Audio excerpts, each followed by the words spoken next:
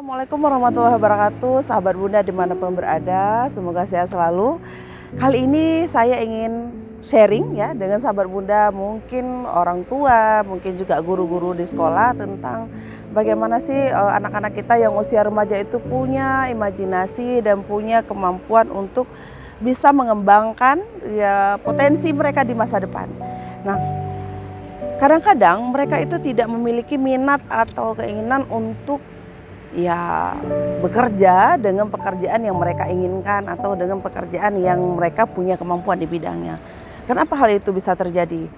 Ya, simak terus ya videonya supaya nanti kita tahu, oh ini yang perlu kita bekali pada anak-anak kita. Bahwa ketika usia remaja itu banyak hal yang ingin dilakukan secara bersamaan tanpa berpikir apa sih tujuannya dan apa yang membuat saya tertarik untuk melakukan itu tidak terancang dengan baik oleh adik-adik kita, oleh para remaja pada umumnya. Namun ketika ada diskusi misalkan dengan orang tua, dengan guru, itu menyebabkan mereka terbuka nih pikirannya, dan diskusi yang terbangun itu adalah diskusi yang membuat mereka itu terisi nih pemahamannya. Pemahaman akan masa depan, pemahaman akan bagaimana mereka mengembangkan potensi mereka untuk bisa dipakai di masa depan. Ada beberapa hal yang bisa kita lakukan gitu, baik di sekolah maupun di rumah. Misalkan yang pertama itu diskusi tentang membina kemampuan mereka. Apa yang mereka miliki dan apa yang harusnya mereka lakukan, aktivitas sehari-hari di mana itu bisa menunjang kemampuan yang menonjol pada diri mereka. Jadi ketika mereka melakukan aktivitas itu akan membuat mereka lebih terampil dalam bidang tersebut.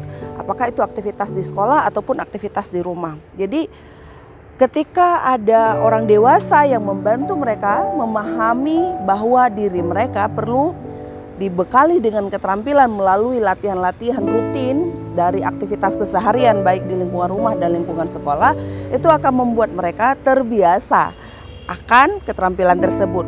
Jadi pada saat mereka selesai SMA nantinya mereka akan tahu arahnya kemana, mereka akan tahu pemilihan jurusan yang tepat, atau kalau mereka tidak kuliah, mereka bisa saja memilih mengembangkan diri mereka ke ranah pekerjaan yang mereka minati dan mereka senang melakukan hal itu.